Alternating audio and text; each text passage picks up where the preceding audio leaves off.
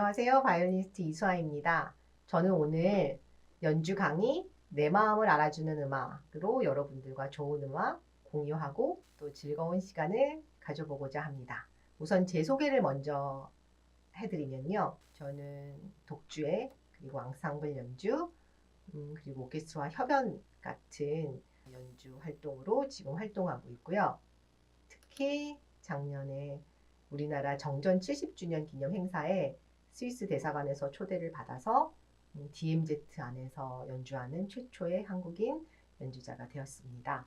그리고 가끔 조수미 선생님과도 만나서 연주하고 있고요. 특히 저에게 좀 다른 연주자들과 다른 이력이 있다면 2018년도부터 우리나라 행정연수원 그리고 인재개발원 또 공공정책연수원 같은 공무원 교육기관에서 클래식 인문학 강의를 하고 있다는 건데요. 특히 행정연수원에서는 제가 최다 출강자로 강의하고 있습니다. 제 생각에는 제가 잘해서가 아니라 음악을 듣고 하시는 분이 많기 때문이 아닌가 싶은데요. 여러분들도 오늘 연주 강의에 기대하고 오신 바가 있으신가요? 음악 강의니까 좀 편하겠다, 기분이 좋아지겠다, 즐겁겠다라고 생각하실 수도 있는데 음악을 듣고 즐거워진다는 건 정말 중요한 일입니다. 왜냐하면 우리가 음악을 듣고 기분이 좋아지면 흔히들 알고 있는 진통제, 마약성 진통제, 몰핀보다 200배 가까이의 진통 효과가 있다는 엔돌핀, 그리고 맛있는 음식을 먹거나 기분이 참 좋아졌을 때 막 뿜뿜 올라간다는 도파민, 그리고 행복 호르몬이라고 하는 세로토닌, 그 사랑 호르몬이라고 불리는 옥시토신 수치들이 막 올라가는데 이런 긍정적인 호르몬의 수치가 올라가면서 우리를 건강하고 똑똑하게 만든다고 합니다. 그래서 음악이 우리들에게 미치는 긍정적인 효과를 좀 이렇게 살펴보면요. 우선 정서적인 안정이 되죠. 이건 여러분도 너무 잘 아실 텐데 피곤한 날 음악을 들으면 뭔가 이렇게 풀리는 것 같죠. 그러니까 스트레스 해소나 극복이 되는 데 도움이 되고 또 나의 감정이 지금 어떻다라는 걸 음악을 통해서 우리가 알 수가 있습니다. 또 이렇게 슬픈 음악을 듣거나 또 스트레스 받을 때 이런 빠른 음악을 들으면서 좀 이렇게 해소시키는 작용도 있고요. 또 신체도 튼튼해진다고 합니다. 조깅하시는 분들이 이렇게 이어폰이나 이렇게 헤드폰을 끼고서 달리시잖아요. 그러니까 운동 효과도 높아지고 기분이 좋아지니까 그러니까 통증도 덜 느끼게 된다고 합니다. 그리고 우리가 잠을 못 자면 나오는 코티솔이라는 스트레스 호르몬이 있는데 이것도 엄청 감소를 하게 되고 그래서 면역 체계가 강화된다고도 합니다. 이 코티솔이 되게 중요한 게 이 수치가 높아지면 살도 더 찐다고 합니다. 그러니까 음악을 들으면서 코티솔 수치를 낮추고 다이어트에도 성공해야 되겠죠? 또 다른 긍정적인 역할을 보면 사람들과 유대감을 강화시킨다는 겁니다. 식상하지만 음악으로 하나가 된다라는 말 한번 들어보셨을 거예요. 저는 외국인들이 많은 곳에서 연주를 할 때 그런 생각을 많이 합니다.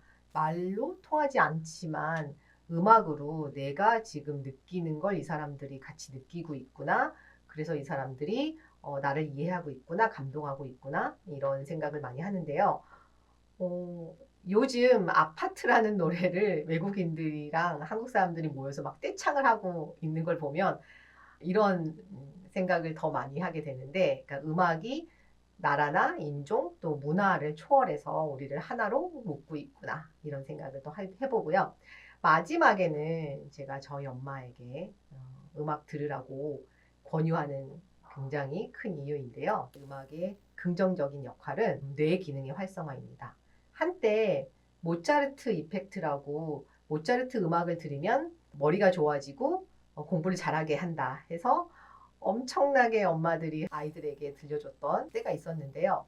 어떤 연구의 결과를 봤더니 다만 모차르트 음악뿐만이 아니라 다른 음악들도 그 학습 능력을 향상시키는 데 도움이 된다고 합니다. 특히 치매 환자들 치료에 음악이 쓰일 때가 많은데 우리가 왼쪽 뇌를 쓰는 건 뭐 이성적, 그리고 뭐 오른쪽 뇌를 쓰는 거는 좀 감성적이다 이런 말을 하잖아요. 근데 음악은 이 양쪽 두뇌를 같이 쓰게 하는 역할을 한다고 합니다. 그러니까 뇌의 전반적인 기능을 좀 활성화시키기 때문에 인지장애 같은데 굉장한 효과를 보이고 있고 또 창의력과 향상력을 향상시키는 데도 도움이 된다고 합니다.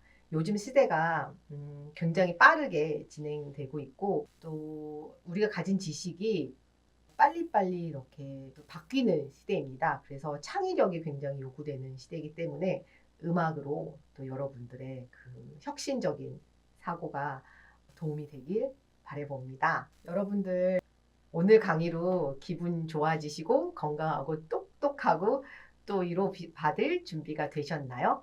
그런 의미에서 연주 한 곡 들려드리겠습니다.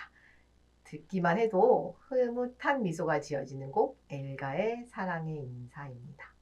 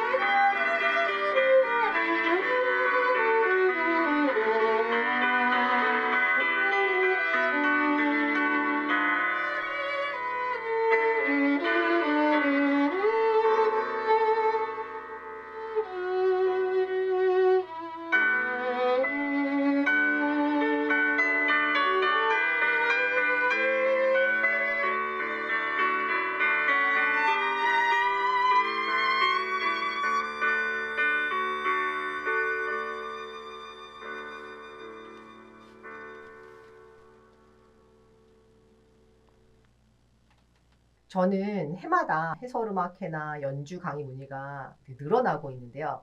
참 감사한 일이죠.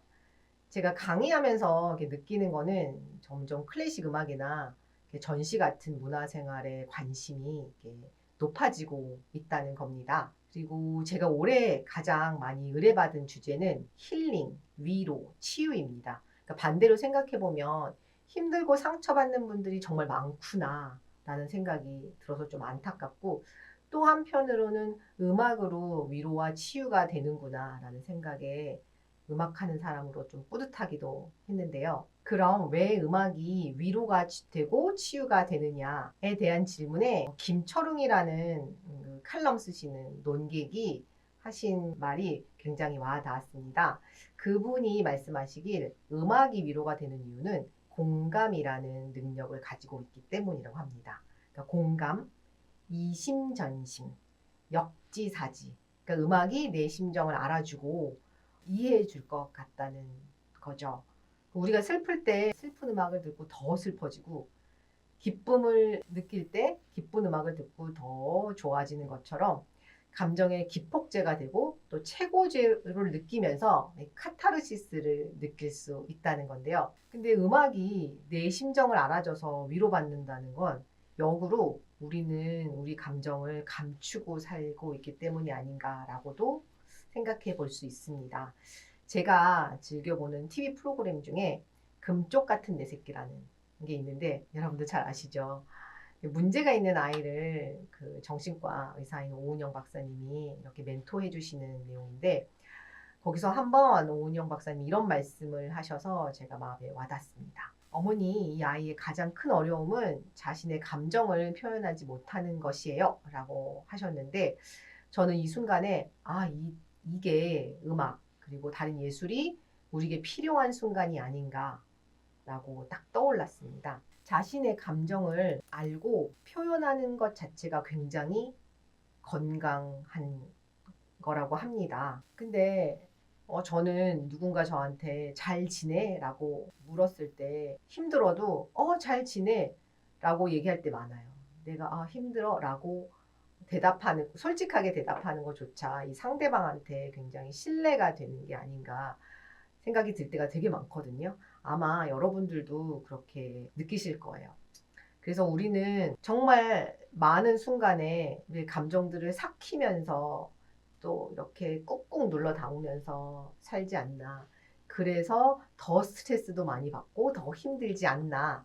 이런 생각을 해봤습니다. 그래서 저는 오늘 여러 감정들이 느껴지는 음악들, 그리고 나의 삭혔던 감정들을 바깥으로 꺼내서 이렇게 보내버릴 수 있는 그런 공감할 수 있는 음악들을 준비해서 들려드리고자 하는데요. 음악이 끝나는 순간 여러분들은 그런 아팠던 감정들 또 기억들을 이렇게 보내버리고 내 마음을 새롭게 할 또 하루하루를 살아가시기를 원합니다.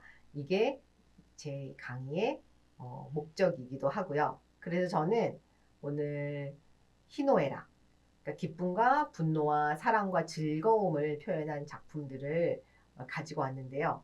저는 잘 몰라도 그림을 굉장히 좋아합니다. 그림 보는 걸. 작가의 그 심정이나 감정이 저한테 막 느껴지는 것 같아서 그 연주할 때하고 비슷한 느낌을 받을 때가 많은데요. 여러분들도 분명 좋아하실 거라고 생각합니다.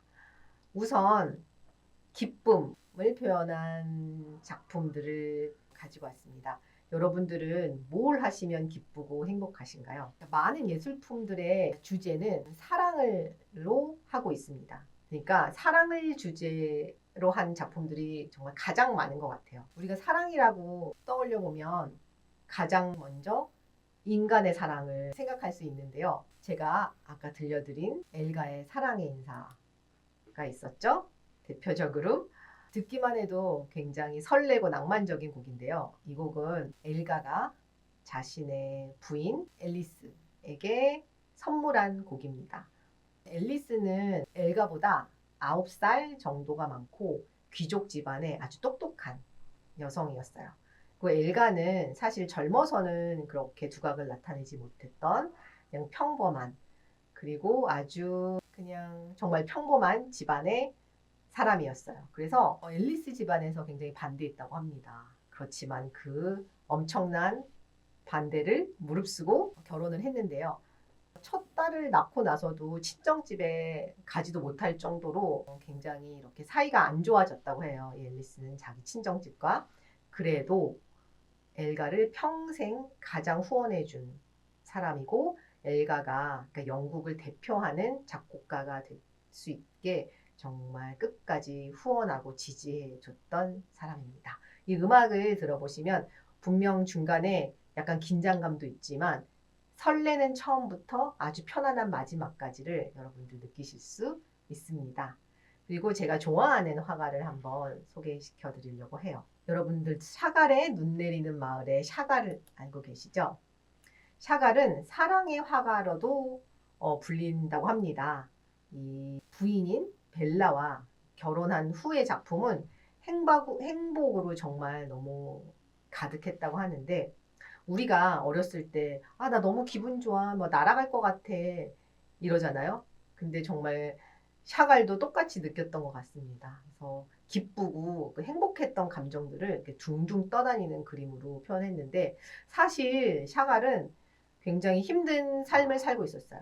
그러니까 러시아의 출생의 유태인이고 1, 2차 세계대전을 다 겪은 또 가난한 집 화가여서 사는 게 되게 힘들었는데 벨라가 제가 12살 때인지 14살 때인지를 보고 첫눈에 반해서 결혼했다고 합니다. 이 집안도 벨라네 집이 되게 좋고 똑똑하고 또 부유해서 엄청나게 반대를 했다고 해요. 심지어 벨라는 엄청난 미인이기도 합니다. 그렇지만 이 둘은 결혼을 하고 그 시대의 상황 때문에 1, 2차 세계대전도 있었기 때문에 그 파리로 망명을 하고 나중에 미국에서 망명도 하고 이렇게 그 순탄치 않은 삶이었는데 벨라가 또 이 샤가를 가장 후원해주는 후원자였고요. 벨라가 먼저 죽어요, 미국에서. 그때 샤갈은 한 3년간 그림을 그리지도 않을 정도로 그리워하고 슬퍼했다고 합니다. 여러분들은 또 어떨 때 기쁘신가요? 전 지난주에 한 10년 만에 무지개를 봤는데요. 서울에 눈이 정말 많이 내린 날, 전 지방에 있었는데 거긴 눈이 많이 막 내린 건 아니고 바람이 너무 많이 불어서 눈이 거의 뭐 얼굴을 때리는 수준이었어요. 막 우산도 뒤집어지고. 근데 그랬다가 갑자기 거치더니 무지개가 확 뜨더라고요. 그래서 뭔가 이 힘든 과정이 지나고 났더니 무지개가 떴네 뭐 이런 생각도 들고 그러니까 희망이 막 잠깐 희망도 느꼈고 기분도 되게 좋아졌어요. 여러분들 오늘 날씨가 너무 맑아서 좋아 이런 얘기 많이 안 하시나요? 많은 예술가들은 자연에 대한 아름다움을 기쁨과 행복으로 작품에 담기도 했습니다. 우리나라 사람들 포함해서 전 세계 사람들이 좋아하는 비발디의 사계가 이 대표적인 작품인데요. 제목 그대로 계절의 아름다움을 표시했습니다. 그리고 특이하게 비발디는 악보에 소네트라는 시를 적었는데요. 이 부분은 어떤 자연의 모습을 표현했다라고 이렇게 적어둔 겁니다. 제가 이거 노란색으로 이렇게 표시해 뒀는데요. 저는 오늘 여러분들에게 비발디의 사계 중 겨울의 2악장을 들려드리고자 합니다. 겨울의 2악장은 예전에 여러분들 기억나실 거예요. 이현우라는 가수가 자기 그 노래에서 앞에 계속 반복했던 멜로디, 그게 원곡인데요. 비발디가 표현하길 벽난로에서 따뜻한 기운이 돌고 있고 밖에서는 차가운 빗방울이 똑똑 떨어지고 있다라고 묘사를 하고 있습니다. 또 어떨 때 예술가들은 기쁨을 느꼈냐면 방금은 자연에 대한 아름다움이었죠. 근데 이 자연을 넘어서 신에 대한 경애와 존경심과 기쁨입니다. 무하의 봄, 여름, 가을, 겨울이라는 작품에서도 계절의 아름다움과 기쁨을 표현하고 있는데요. 이 봄을 먼저 보시면 그 꽃이 되게 만발해 있고 하프를 들고 여신이 노래하고 있는 것 같습니다. 그리고 앞에 새도 보이는데요. 비발디의 사계에서도 봄에는 새가 우는 소리를 묘사하고 있으니까 뭔가 봄은 생동감이 있고 활기차다는 느낌인데요.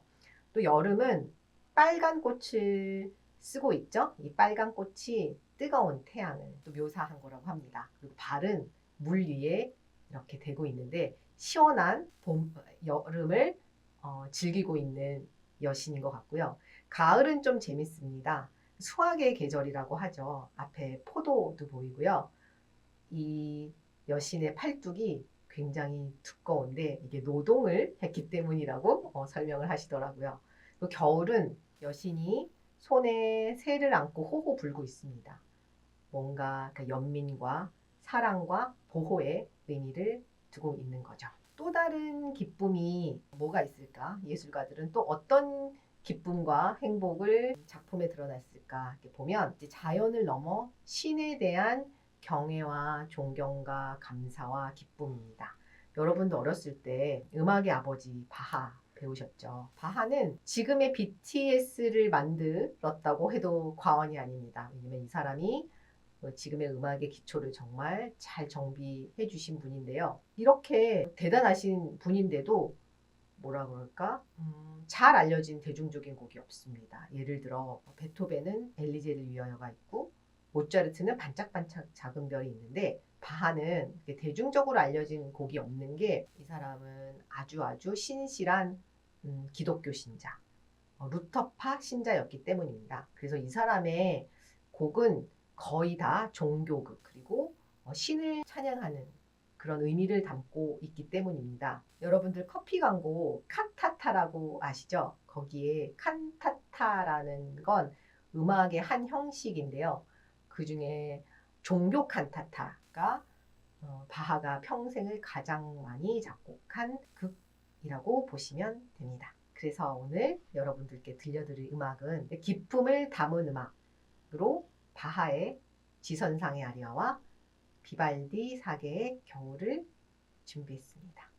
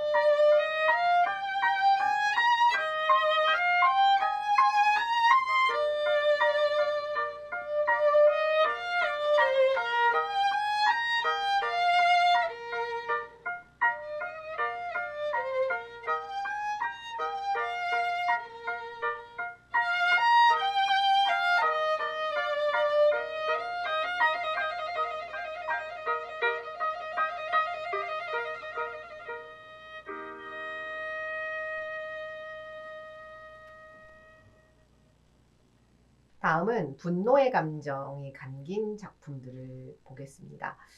제가 이렇게 분노의 작품들을 보니까 예술가들은 이 분노를 그 감정에서 끝난 게 아니라 예술로서, 작품으로서 승화했다고 느껴졌는데요. 이런 힘든 감정을 작품으로 표현한 예술가들은 실제로 불행한 유년 시절이나 힘든 경험을 했던 사람이 많았습니다. 그렇지만 이 사람들은 이것들 다 극복하고 오히려 자신들의 이제 그 뛰어난 예술 작품, 그러니까 인생의 가장 훌륭한 작품들로 남겼다는 게 정말 교훈이 되지 않나 싶은데요. 분노하면 떠오르는 음악가는 저에게는 베토벤입니다. 이 그림부터가 항상 화가 나 있는 것 같아요. 베토벤은 어렸을 때 아버지가 그러니까 신동인 모차르트와 비교하면서 엄청 폭력적으로 가르쳤다고 해요. 그리고 아버지는 알코올 중독이었고 그래서 그런지 베토벤은 성격이 굉장히 괴팍했다고 알려져 있습니다. 그러니까 그 당시 귀족들과도 싸움도 되게 많았고 근데 이렇게 뭔가 마음이 편치 않은 사람이 20대에 귀가 안 들리니까 얼마나 힘들었겠어요. 얼마나 절망을 했겠어요. 그래서 뭐 음악회 때 망치는 일도 많았대요. 귀가 안 들리니까. 그래서 유서를 쓰고 자살하겠다고 마음을 먹은 것 같아요. 그래서 이 사람의 하일리겐 슈타트 유서가 굉장히 유명합니다. 근데 제가 잠깐 발췌해서 올렸는데 이 유서를 이렇게 다 읽어보면 내가 죽겠다라는 것보다 오히려 나는 예술가로서의 소명이 있으니 이거를 이겨보겠다라는 의미로 해석이 됐는데요. 이 귓병을 앓고 나서 이 사람은 오히려 자신의 내면에 더 집중했다고 합니다. 그 베토벤의 9번 합창곡 잘 아시죠? 그러니까 그 이전에 볼 수 없었던 그런 작품이 탄생하게 됩니다. 정말 합창이 있고 아주 그 악기들이 많이 들어가고요. 그 이전에 비해서 그리고 정말 대규모의 곡을 작곡하게 됩니다. 이 9번 합창곡은 그 이후의 작곡자들에게도 엄청나게 뭐랄까요 표본이 된 아주 계기가 됐다고 알 수 있고요.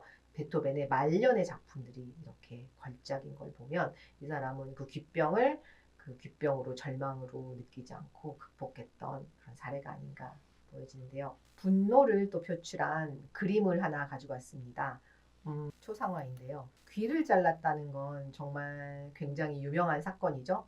고흐는 살아생전에는 그림을 한 점밖에 팔지 못한 굉장히 가난한 그리고 잘 알려지지 않은 작가였습니다. 근데 고갱과 같이 지내다 고갱과 싸우고 고갱이 떠나면서 그 홧김에 자기 귀를 잘랐다고 해요. 근데 왜 하필 귀를 잘랐냐라는 글을 제가 본 적이 있는데 고흐는 메니에르 병을 앓았다고 해요. 그러니까 귀병이죠. 여러분들 귀병 앓아보신 적이 있으신지 저는 이석증 때문에 한참을 고생했었는데 이 메니에르 병도 되게 어지럽고 좀 이렇게 울렁거리고 또 이렇게 난청도 들리기 때문에 약간 정신병 같은 증세가 나타나기도 한다고 합니다. 그래서 고흐는 자기 귀를 원청 원망을 했겠죠. 그래서 그 홧김에 귀를 잘랐다고 해요.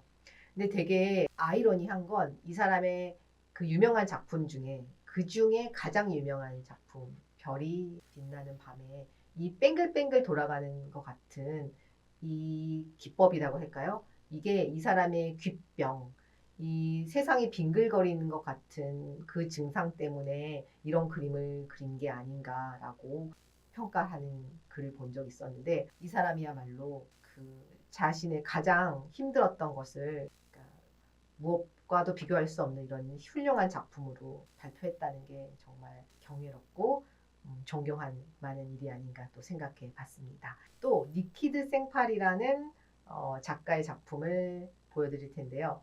이 사람은 정말 자신을 분노로 가득 찬 여성이었다라고 얘기합니다. 이 사람은 굉장히 예뻐요. 그래서 보그 잡지 같은데 모델로 나오기도 했는데 이 사람 또한 굉장히 힘든 시절을 보냅니다. 그러니까 어릴 때는 아버지한테 성폭행도 당하고 그래서 가출도 하고 학교에서도 잘리고 또 되게 일찍 결혼을 하는데 남편도 이렇게 굉장히 힘들게 하는 사람이었어요. 그래서 이 사람이 병원에 들어가게 되는데 여기서 치료를 위해서 미술을 배우게 됩니다. 미술을 배우면서 이 사람의 인생이 달라진 거죠. 이 사람의 가장 유명한 작품은 사격회화라고 하는 건데요.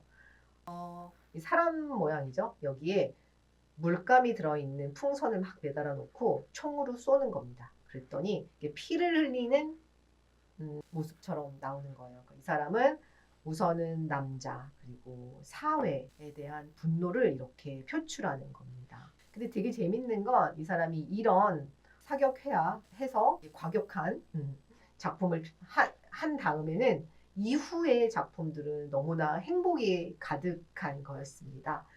이후에 나온 작품은 나나라는 그 여자를 만든 거였는데요. 나나라는 말은 그 옛날에 프랑스에서 여자를 좀 이렇게 낮게 부르는 말이었다고 해요. 그렇지만 이 생팔은 행복함 그리고 사회적인 억압이나 그 여자에 대한 그런 불평등을 다 이렇게 해소해버리는 의미로 썼다고 합니다.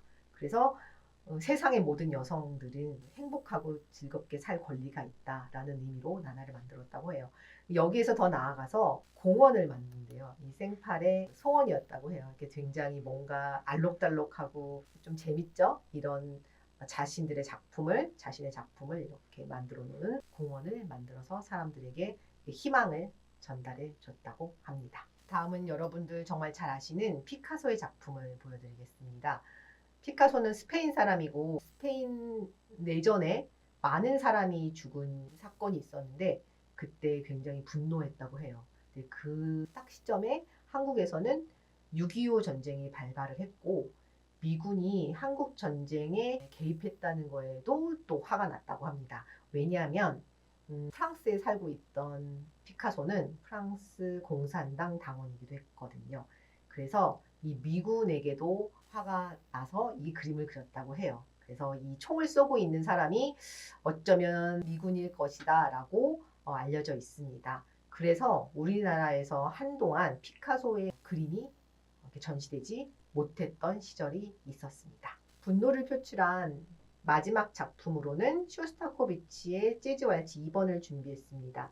쇼스타코비치는 소련 시대의 사람이었고 스탈린과 동시대의 사람이었습니다. 이 쇼스타코비치가 오페라로 굉장히 대중들에게 인기를 얻게 돼요. 그랬더니 이 공산당에서는 굉장히 비판을 합니다. 이 서구형 음악이다 뭐 이러면서. 그래서 딱 무서움을 느꼈던 쇼스타코비치가 그 공산당 체제에 딱 입맛에 맞는 곡들을 작곡하게 되는데요. 대표적인 게 여기 포스터에 보시다시피 워 심포니, 전쟁 심포니로 불리는 5번 교향곡입니다. 이 사람은 그 공산당 뭐의 선전용 영화 음악을 만든다거나 또 스탈린이 인정한 예술가로서 평가를 받는데요. 이 사람의 회고록에는 나는 공산당에 죽어가는 나의 친척들과 지인을 보면서 굉장히 무서웠다라고 얘기합니다. 그래서 이 사람의 지금의 평가로는 공산당 체제 스탈린에게 굉장히 아부하는 예술가였냐 아니면 그 시대의 희생양이었냐 라는 평가를 받고 있는데요. 이 사람의 음악을 듣고 있으면 뭔가 조롱하는 것 같은 그런 느낌을 받는 곡들이 굉장히 많은데 조국에 대한 그 슬픔이나 분노를 작품에 이렇게 표현한 게 아닌가 싶습니다. 그럼 쇼스타코비치의 재즈 왈츠, 홍남파, 고향의 봄, 그리고 영화 여인의 향기 중에 OST죠. 가장 유명한 포르나 카베자라는 탱고곡을 연주하겠습니다.